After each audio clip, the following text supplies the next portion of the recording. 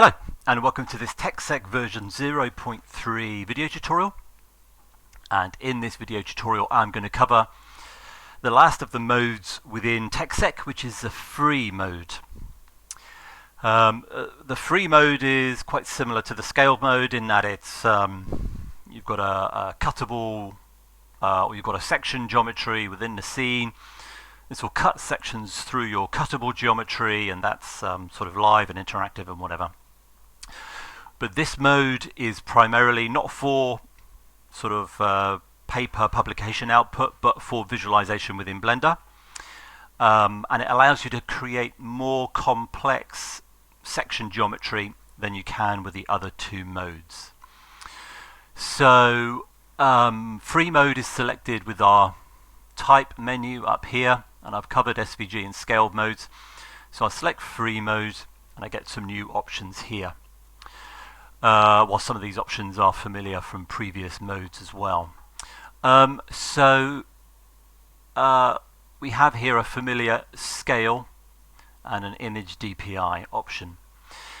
Now these are different in this mode because in this mode they now apply to, I've got an old section on this sectional geometry, they now apply to the dimensions of this sectional plane within Blender. So let's say, for example, that within Blender this sectional plane is 5 meters high. So at 1 to 20, that means it's 1/20th of that, so 25 centimeters. And this image DPI relates to that 25 centimeters. So, and that's a bit confusing. I'm keeping DPI here because it's just a common way of thinking about pixel resolution. And I'm talking about a metric size here for this plane. But if this is 25 centimeters high with this 1 to 20 scale, then that means this is 10 inches high. So if I have here 50 DPI over 10 inches, then the output PNG would be 500 pixels high. So it's just to make the point that these two things, although they're familiar from previous modes, now mean something quite different. They relate to the actual dimension of this plane. The other options here, hide original, same as before, and I'll show the impact of that in a moment. Hide geometry, same as scaled mode again. Global up is new, inner lines is as before, and anti-aliasing, that's not in the previous videos for scaled and SVG mode, or at least the ones I've recorded so far, but that option does now exist across all modes. So if I was to just go into, let's say, turn hide originals off and go into free visualization, we can see that hopefully you can see that I've got overlapping geometry now. And I haven't hidden the original cuttable geometry. And I've set the walls and the roof and the floor of this upper block to be cuttable. And you can see that if I come into one of these walls and I go into the Object Properties panel, then this has been set to cuttable within the TechSec panel, and all the options for a cuttable object are the same as they were for SVG and scaled mode. That's all the same. If I turn on hide originals, then the original object goes and it gets replaced with the sectional cut. Now that sectional cut can either represent outer, because I've got inner hidden. So again, this relates to the normal of the sectional face, but I can pick outer, or I can pick hide both if I want, etc. So that's pretty much the same as before. I do have this new option, global up, which I will cover in a moment, and inner lines again does the same as before.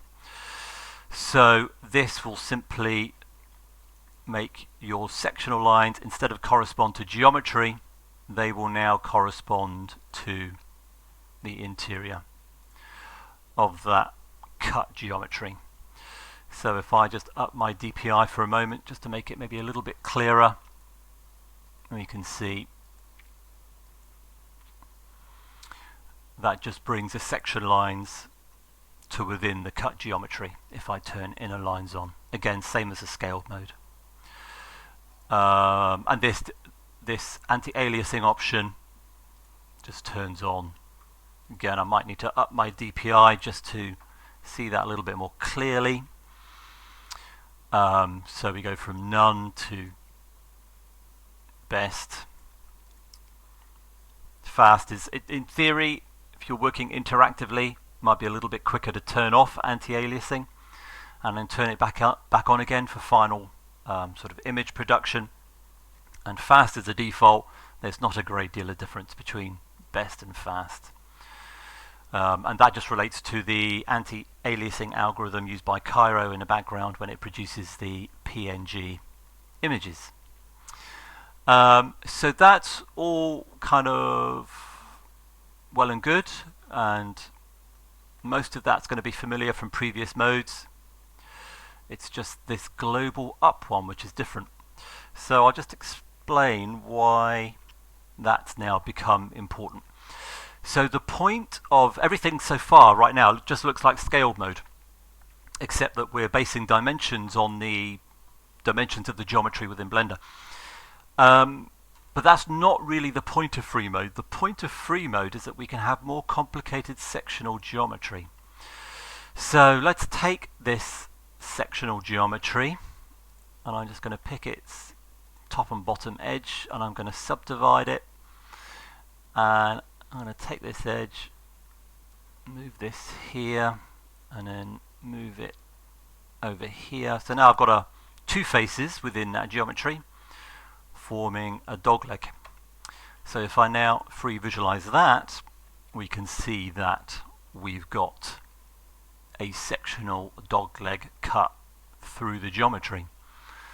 And again, we can do that as inner or outer geometry as we wish.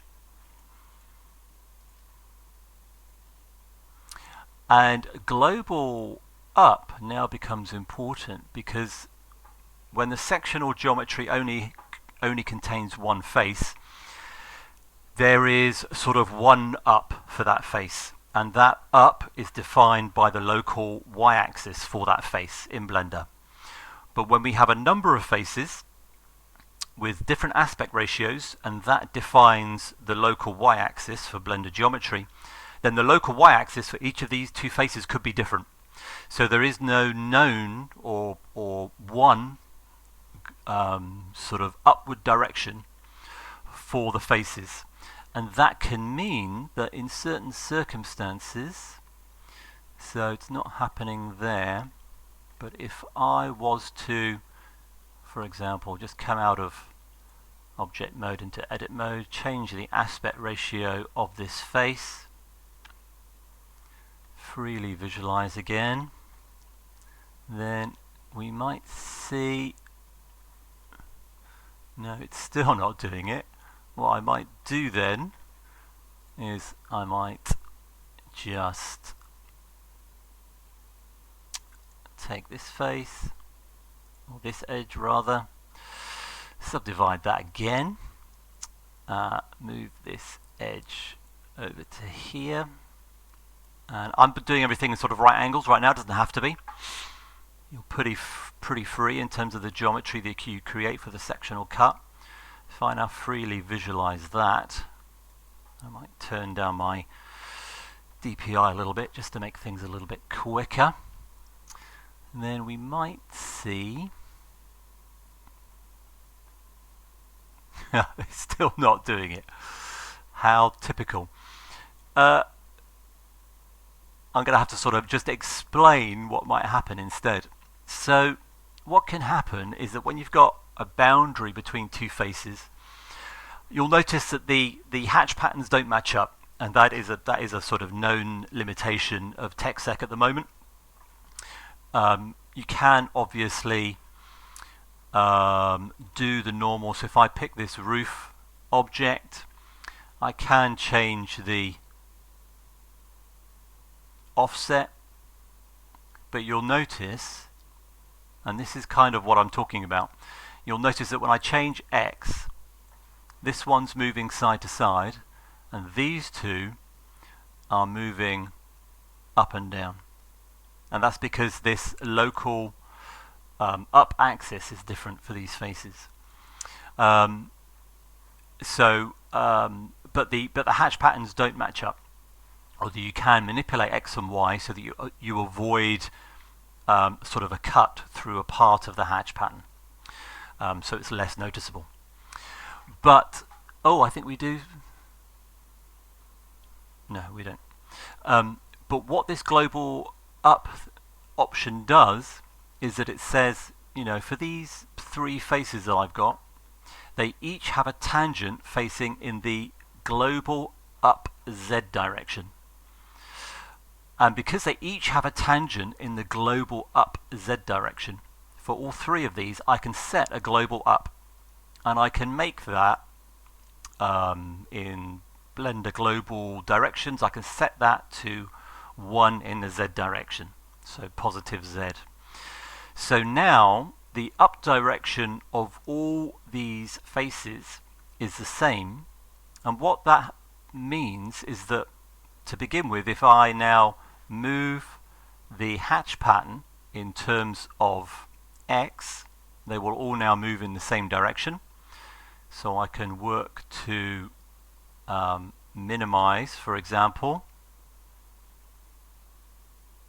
any changes in the hatch pattern between two faces.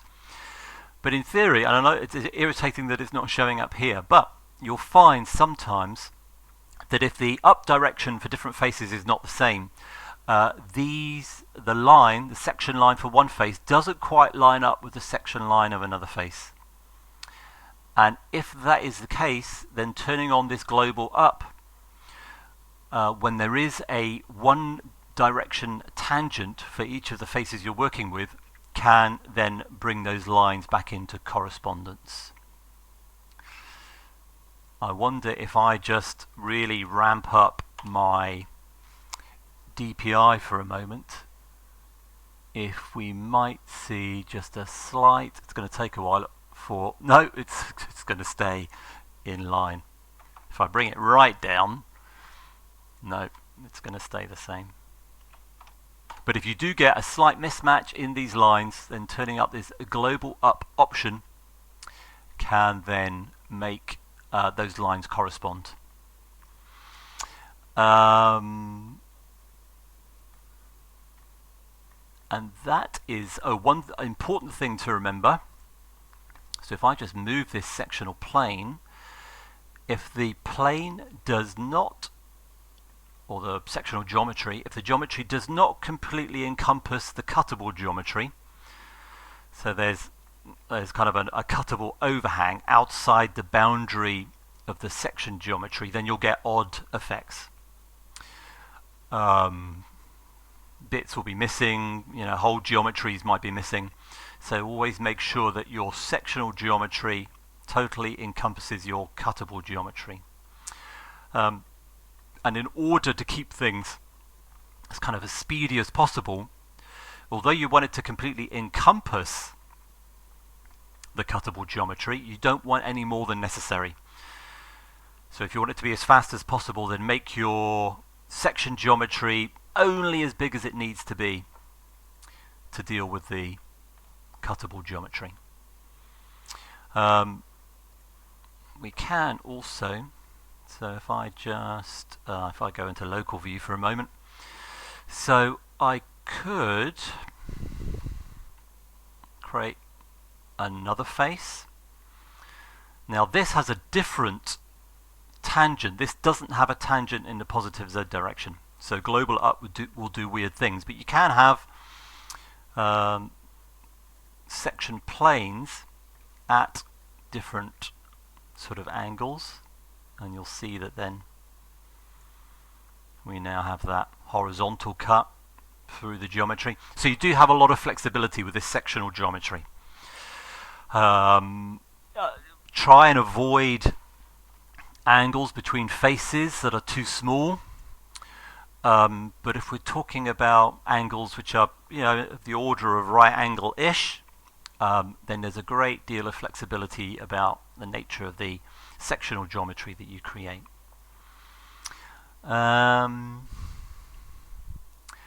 So this can be rendered within Blender's 3D viewport, and it can be rendered out in a typical way with from the perspective of a Blender camera. And I think that is more or less everything I need to cover.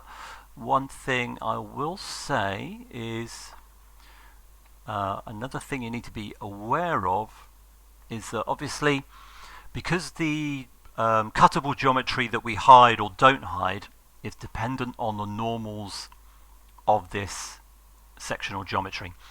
So in SVG and scaled modes, we've only got one face, we've only got one normal. But in free mode, we now have potentially, hopefully you can see that, we've got a normal pointing this way and a normal pointing this way and a normal pointing this way and a normal pointing this way. And that's kind of all fine. From sort of this perspective, the normals are all sort of coming at us. But if I was to flip one normal, so if I was to flip the normal of this face, for example, and I might just do that just to make the point, then, and this normal is now pointing in this direction, then if I was to now freely visualize, then yeah, all sorts of strange things happen. It's being hidden here but not here, and yeah, so always make sure that whatever geometry you have for the section geometry, that you make the normals kind of consistent. Otherwise you will get these odd visualizations. And PNG images are saved in the project directory as before, so that's the same as SVG and scaled mode. And I don't think there's anything else really I need to cover. So yeah, free mode, similar to scaled modes in some ways, but you've got much more flexibility about the sectional geometry. All units and dimensions now relate to Blender geometry, and this is for visualization within Blender, not for scaled publication output. Because obviously if you've got a complex sectional plane with sections at different depths, then having one scaling for that is much more complex than having a single scale for a single plane through a geometry. But I think that's everything I need to cover. Okay, thanks for watching.